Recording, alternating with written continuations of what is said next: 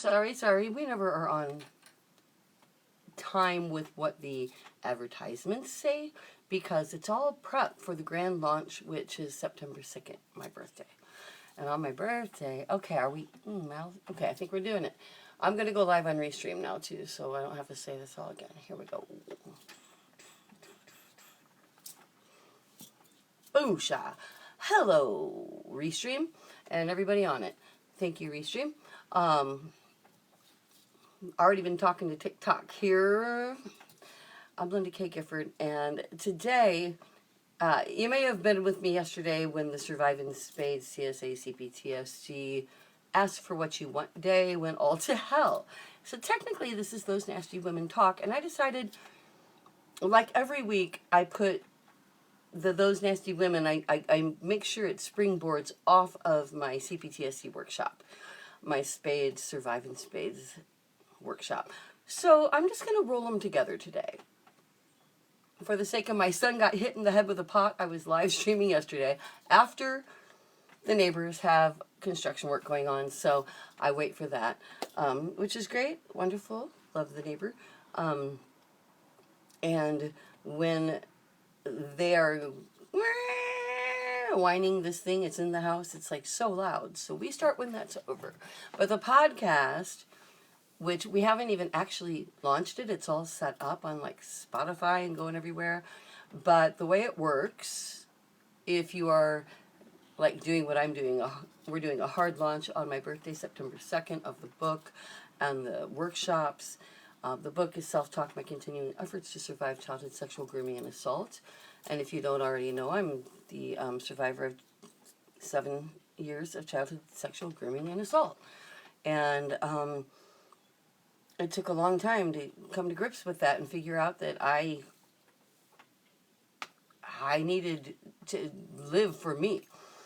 And that while it looked like I was living this life of freedom and bouncing around, I was married and divorced 3 times. I went to New Zealand and Australia for 6 months, with a friend, and a musical venture involving Yoko Ono back in the day, and Blue Cheer, and played the Ironman Triathlon Festival. And, like, all of that wasn't confidence and security. All of that was me just kind of going with whatever, because I was caught between wanting to be free and also trying to be what everybody wanted me to be, and trying to be perfect. And asking for what you want is very hard for anybody, especially women. And when you are a childhood sexual assault survivor, there's complexities added on with feelings of inadequacy or self-disgust, or you don't realize, we talk all about this in Dissociation. Please go back and review the PM Spades, Separating the Past from the Present, which was last week, and it's on YouTube. So library there goes all the way back, and there's a whole run of these before this. So I just want to keep drilling it into you that you've got to ask for what you want, or you're a liar. Or you're a liar. You're a dirty, rotten liar. If you're living for everybody else and you think that that is somehow pious, that is somehow helpful, if you're living a lie. And I hear, I'm a neurolinguistic practitioner, and I work with people with either they themselves or their partner, or occasionally both, were sexually assaulted as children. And there's so many levels of, you don't even know what intimacy is, much less putting these two people together. It's like, it's not like fire and ice. It's more like ice, and it just melts. And when two people really like and even love each other and get into a relationship that they want to last forever, and that's who I work with. Relational sexuality means not sex with your relations, depending on what state you're in, I guess. I don't think we code for that, though. I really don't. It means I only want to work with people either who feel trapped in a relationship, and the first thing we do is see if you really are or if it's you. Because a lot of the time it was me, I learned later. It doesn't mean that I'm not glad that I'm out of the relationships, but I mean, I made my decisions, and it was me who, I give up, I'm knocking the ponytails out of the way, pardon. They keep coming back. They keep coming back. But anyway, it was me, too. Like Taylor Swift, I really loved her song, when she sang, "Hi, it's me. I'm the problem, it's me," you know, and it's 5 o'clock where I am, so. But the deal is, you take it a step further. You don't use that as your banner and wave it, and that's where we're going today. You use it as your catalyst for change. Okay, I'm the problem, it's me. Now what am I going to do about that? Well, the first thing is, don't accept that it's all your fault. It might be some of your fault, it might be all your fault, it might be all somebody else's fault, whatever. Keep your slate blank first, because part of to get to where you can ask for what you want, from the boardroom to the bedroom, you got to know what you don't. So clean your slate.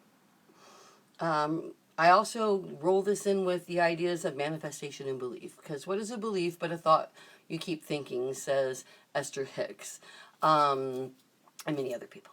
And manifestation can be frightening to some people, or they think it's like, I can't do that thing, but if I could, I'd be twitching my nose saying, some people think that manifestation is hippy-dippy or unattainable because it's such a deep level of spirituality that only yogis can do it or something. It's like, no, manifestation, you just need to redefine it. Here, I can give you the power to manifest whatever you want in your life right now.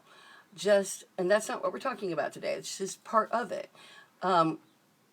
If you want a better future, if you want a better relationship, if you want more intimacy, if you want to consider leaving what you're in and finding your power, the first step is to examine the entire situation. Not just decide you're right and get the hell out. Now, there are times, many times, I will tell you, you are right, get the hell out. But we start with, don't throw the baby out with the bathwater. I remember when I said that, my now 19-year-old was really young. He's like, why would you do that? Why would you throw out the baby out with the bath? I'm like, it's a metaphor. It's a metaphor for, you know, your baby, your love, your marriage, your dreams, your hopes for orgasms, whatever. They may be a figurative baby sitting in the bathtub full of dirty water, you know? So, wow, I never thought of this before. I gotta write this down. So personify, even if you're freaking pissed off as hell at the person that you said you loved once upon a time, felt chemistry for, had attraction to. Start at, if you're in a fight, or if you're in a, not a fight, if you're in a, I don't know if I even want to ask for what I want or if I just want to bail. Well, the first step is personify them, because they are people. Remember that there was a baby that you loved in there. And then look at the bathwater and figure out what it is. Is it your mind? Is it your, one of my husbands, my third husband, had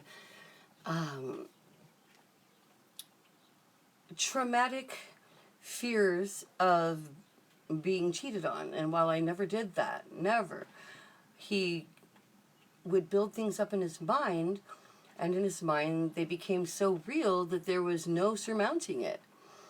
I'm a musician. I play with men. I have male friends. And one night my best friend's little sister's boyfriend, who had just survived being shot in the head. They killed his mom and his brother's pregnant wife, and he was in bed. Of course, he heard all that and tried to play asleep, and they ran in the back room and grabbed him by the head, shot him, but they missed his brain, and he made it to the magic market. He got out of there, and he is a great writer. He dropped off a book of poetry after many, many months in witness protection with my friend's little sister. I mean, this is serious biz for our circle, our family of loved ones, right? And my new husband took him stopping by while he was out of town, which I told him. He called. I'm like, Eric's here. He stopped by with this poetry, and it's amazing. And the next thing I find out is that the place he was staying, his friend's house, his friend had a baby grand piano in the front room and a 3-floor house and a hot tub. He started destroying things because a man was in my house. Now that's going cray-cray. That is control. And when you are in a situation where it's gotten to that, yeah, there's no baby. There's only bath water. You never had a baby. You're looking at an empty tub. So now you must get out.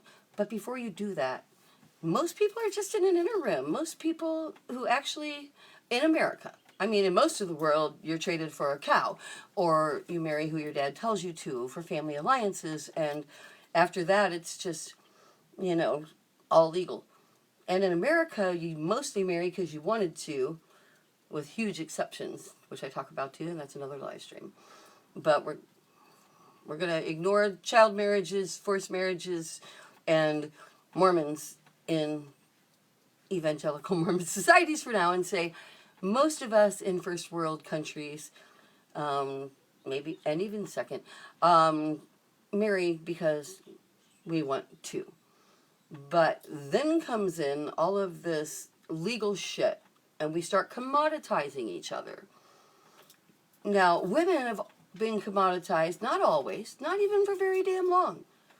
Women, for the history of mankind, threw down and hunted, and, it wasn't them gathering while the men hunted. The bones of hominids from all over the earth now show that, 20, 30,000, 200,000 years ago, we were working together, and women did what men did. They also had the babies, but they still hunted. They still threw the javelin. Everyone, at the end of the day, tried to keep each other alive, and did so to the point that some people with massive injuries lived 40 years.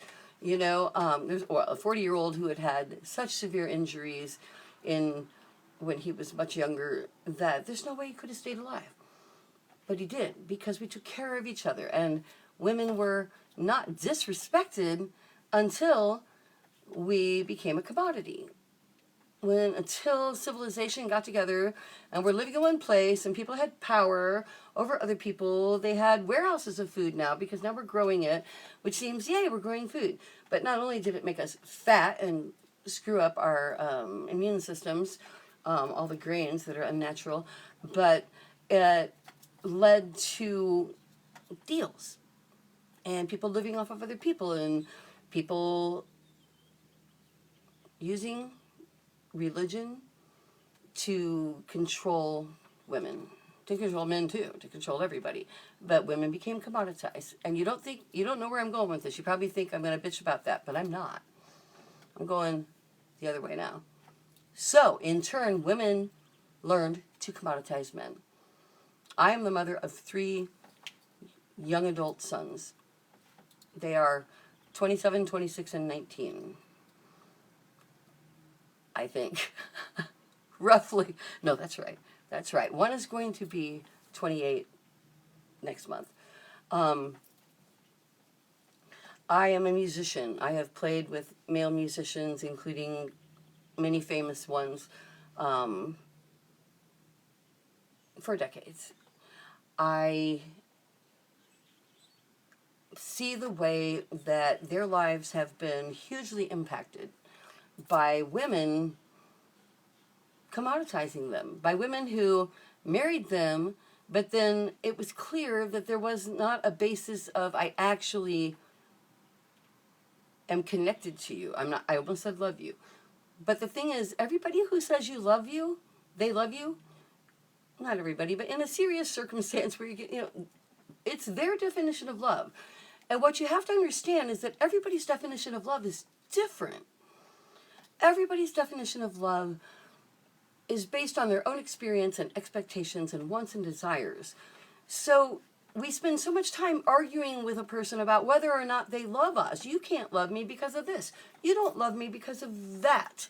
It's clear that I love you because of this and that. And it's clear that you couldn't possibly. And then, yes, I do love you because just like these, isn't this the conversation that we constantly have?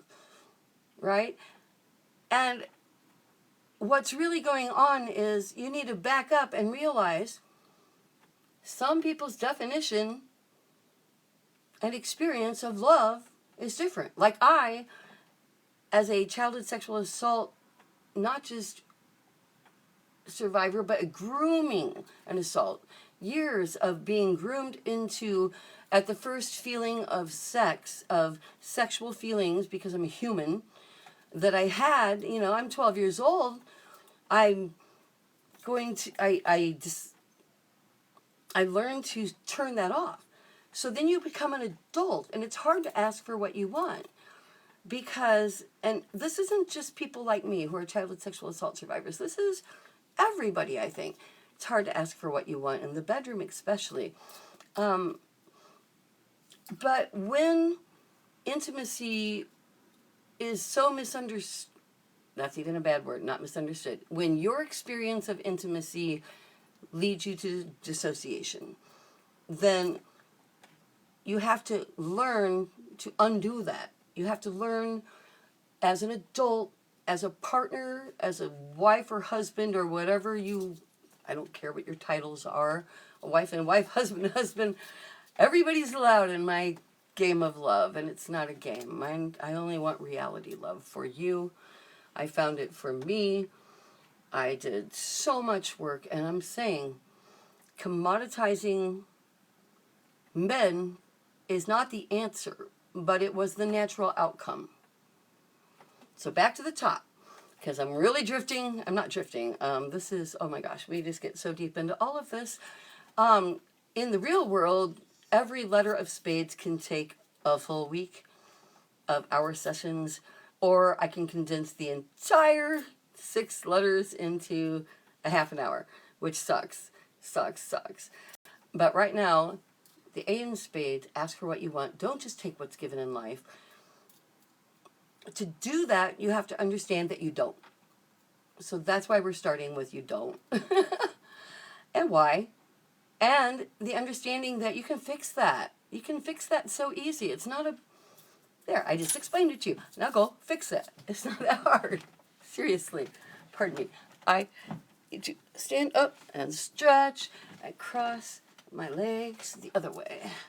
Oh, by the way, everything I'm wearing is available, it's not probably now, from the Sweet Shopping Group. I have had an online store since 2017. We have never closed, even through the pandemic, even though I got evicted twice, yeah, Pusha. We did not close because we support women artisans.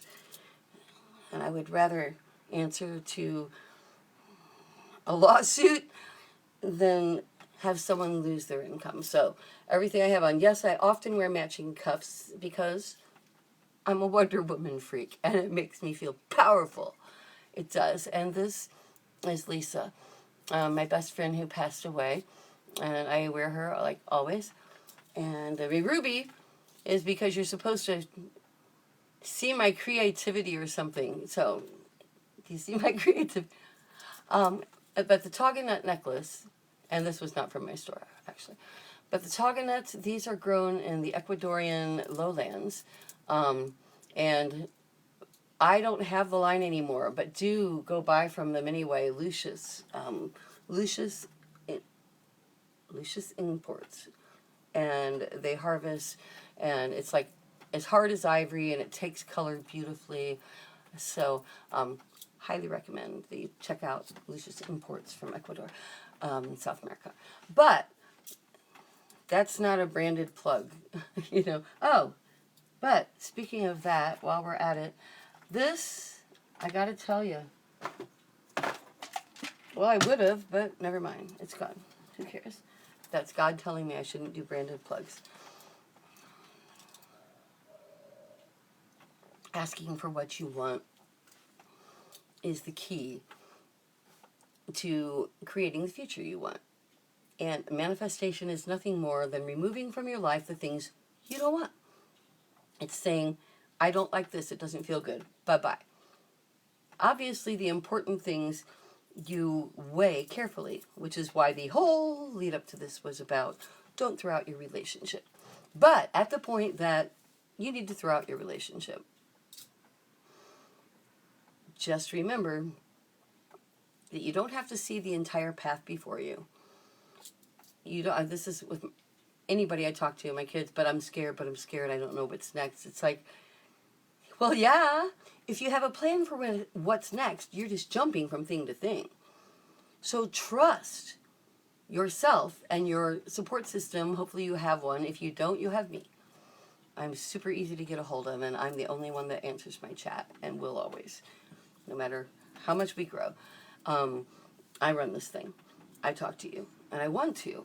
And no, I don't charge. We're all in this together. I am working on corporate sponsorship, and I just lost the goddamn Lumify, pardon my language. Speaking of corporate sponsorships, I do use it though.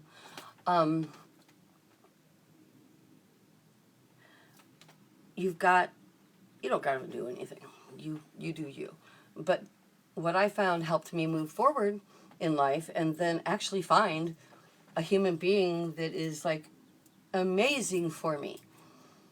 You know, not dissing my exes, just saying this one is amazing for me, because I started making a list, like, I mean, not a list, like I didn't write down, but I'm just, this is behavior I will tolerate, this is behavior I won't. These are words I will tolerate, these are words I will not. This is the direction I want to go, this is not. And along those lines, I've got to go back to the top again, because I talked about how women then commoditize men. Once they learned to commoditize us, we had no recourse but to commoditize men. So what I encounter so much, especially, like I said, being a musician, having so many musician friends who are men, also women, but you know there's a majority of male musicians in my world. They are... I'm trying to put this delicately. I don't want to get in trouble. When you are asking for someone, when you're telling me so-and-so didn't do this, they didn't take that job, my partner didn't, it's not male or female, let's just de-sex this. My partner isn't doing what I want them to do. They're not taking the job I want them to take. They're not organizing their things the way I want them to do that. And of course, short of being abusive, I'm just talking about, you know, why can't you remember to recycle? Why do you have to have a pile of stuff by the table? You know, the way I personally mitigate these things is by dropping a basket under it, because I'm a super neat freak and my husband is not. Who cares? Pick your battles. That is not a hill you should die on, and that is not a hill your relationship should die on. And beyond the house, it's like the job. It's my expectations were this. I wanted to live here. I wanted to do this. And if you are working together to the best of your ability, this should be a happy, fun, and harmonious. And you need to work together to build that communication. And if one or the other is never willing to get there, then goddamn, it's the rest of your life. It's the rest of your life. Are you going to live it for somebody else? Are you going to live it for some, not imaginary, I absolutely believe in the afterlife. I talk to people who are textbook dead, but actually passed. I always have, and now I'm like just locking down on it instead of denying it, and it's so refreshing, and I'm getting so much guidance that everything is snowballing for Sweet Survivor and for my book, and I'm recording 3 CDs simultaneously because I have so much original music that I've written that I haven't recorded, that we're just going boom, boom, boom. And the way I got here was removing everything I couldn't have. I got down to nothing. I gave away about 3/4 of everything I owned 2 years ago. I did. I got rid of everything that wasn't given to me by somebody else that I really cared about. And I moved my entire life. All 3 kids are grown and living elsewhere. And now I have this freedom. And I'm so grateful for it. But I also created it. Like I said, I made choices that left me jumping off a burning bridge, not knowing if there was water below, and not having a parachute. Just jumping off the bridge, because sometimes you've got to jump off the bridge, but that's extreme. Usually, I'm going to wrap up with that. Usually there's a path.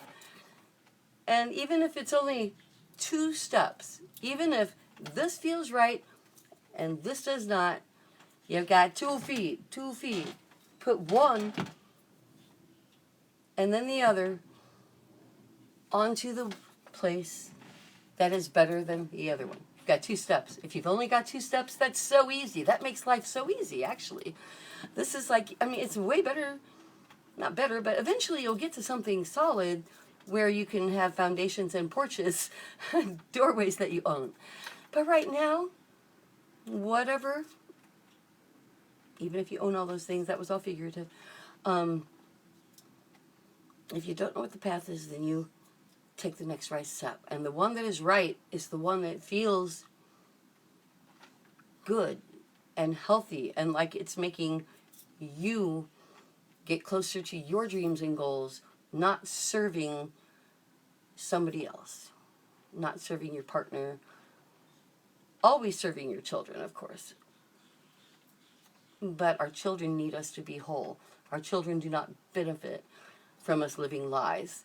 And time after time, every time that I've seen couples that stayed together for the kids but didn't have a true emotional connection with each other, the kids in therapy, the kids in therapy has been for years, and nobody's taking ownership of the fact that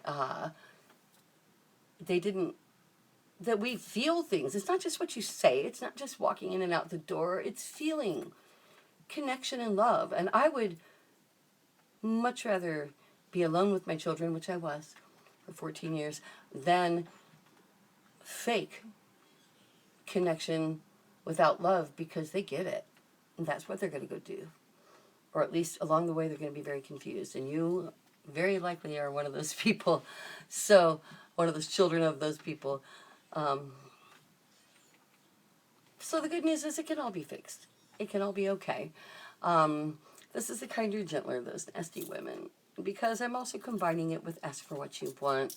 Because yesterday my kid got hit in the head with a flower pot working at a big hardware store who took care of it. And he's got a concussion. And I was on the air when he called me. And I'm like, I gotta go, folks. So, being so similar, what I was going to talk about, don't come out of ties, men, women, because asking for what you want doesn't mean using and manipulating.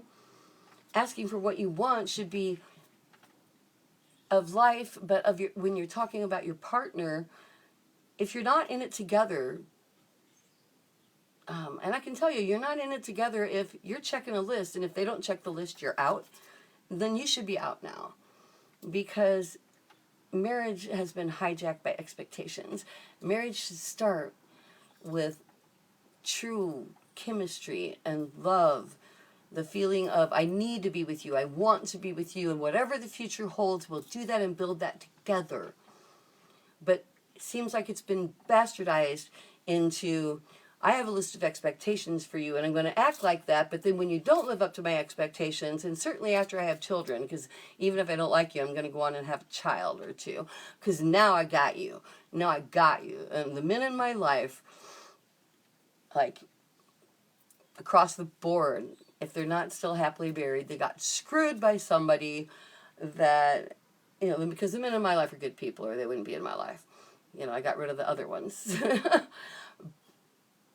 I'm talking about friends, you know, friends and associates. But then they've got a hanger-on who uses their own children to manipulate them, who now expects a roof over their heads because their ovaries work. It's like, women, if you think you need more, want more, then you should challenge the legal system, because I think 25% of a man's income is fair, or your partner's income, if the woman is the wealthier one, is fair, but you also need to put on your big girl or boy pants. And when I see people that have spent, you know, 5-10 years in sex-free marriages, I'm like, and still call it a marriage? And usually they're so confused. It's like, well, things just change, I'm told. It's like, no, you're being used by a manipulator, or somebody who is so emotionally stunted themselves that they don't understand that, no, marriage doesn't change, the real kind that you want. And I don't even care if it's legal. I mean, when I say marriage, I mean a feeling that I want to be with you forever, a partnership. That is only a thing that happens when you're going to take on the world together and you have such common interests that you're going to build it together. So don't have expectations. Ask for what you want and find the person that wants it too. And then it'll be real. And I talked last week about how selfishness is the only path to selflessness. And please go review that. It's in the YouTube library, as will this be by tomorrow. So I will talk to you soon. Good night. It's Thursday night. And my husband will be home momentarily. And I am going to enjoy some Blue Bloods and Numbers. Okay, and Farmer Wants a Wife on the sofa. Farmer Wants a Wife. To be fair, the America 2024 season, my son, who's getting married this summer, looks exactly like one of the farmers looking for a wife. Exactly. Looks like him, walks like him, talks like him. If he showed up at my door and said, I am your son, I was a twin and stolen at birth, I would not even ask for a DNA test. Mannerisms, smile, I'm in shock. So anyway, Farmer Wants a Wife, also on the repertoire. You do your night, and I'll do mine. And I will talk to you probably tomorrow, because we have a lot of things to talk about, even though it's not only scheduled. Podcast is, I keep saying, going to Spotify, but that's all prep work. You know, I've got a machine moving right now. September 2nd, my birthday, is the grand launch. My book, Self-Talk, My Continuing Efforts to Survive Childhood Sexual Assault, Grooming, and Assault, comes out. My other book, Surviving Spades, 6 Steps from Trigger to Happy, which are the letters I keep talking about, comes out. And right now they are on pre-order for $9.99 for the bundles for, you know, ebooks on Amazon. And so that's really exciting to me. It also means I really, really, really need to finish loading the photos and graphics.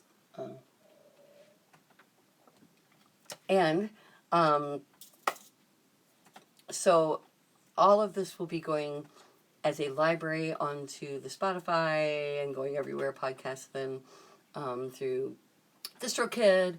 Like I said, it's a machine. It's like a machine, and it takes a lot of time to write. Thank God I have help, but I need more. So please do volunteer at Sweet Survivor, sweetsurvivor.com. It's also the sweetshoppinggroup.com. I got the best stuff going. I'm wearing it. I think this one's still available. No, that's Aid for Trade. No. Lots of stuff, all bought from women artisans that we've already paid for. We buy from a cooperative in America who has already bought and warehoused the products here, so that we know our artisans, women, family, and community artisans in over 20 countries are getting the money. And it seems none of you know about it. So I need some help here, please. Check out. We were doing very well before the pandemic, and I kept it open the whole time. I switched to face masks and toilet paper and hand sanitizer at cost just to be helpful and all of that. And then since then, we're chugging along, but I don't have advertising money, so I need you. I need you to do that thing. And when the hard launch comes out of all of this, the money will go straight into funding the workbooks that I want to provide at our physical, because we're going into institutions now and we're going to teach spades, and I'm working on a youth version too. So exciting, so exciting. Plus 2 more books, and I won't even tell you about them now. Take care. I'm Linda K. Gifford. Please download my CD though. It's free. Free. It should be in the comments or the description or something, and if it's not, it will be. And if it's not, Linda K. A. Y. Gifford, G-I-F-F-O-R-D, like Frank or Kathy Lee. Songs. That's what I'm looking for. LindaKGiffordSongs.com has my bio and reviews and stuff like that. I'm a Grammy-nominated songwriter. Got an IBMA Album of the Year award as a songwriter with Del McCurry. But I'm really more deeply than that a childhood sexual assault survivor, and I need to change things for people. So please download this one for free. I'm going to make you pay for the next one. It's recording now.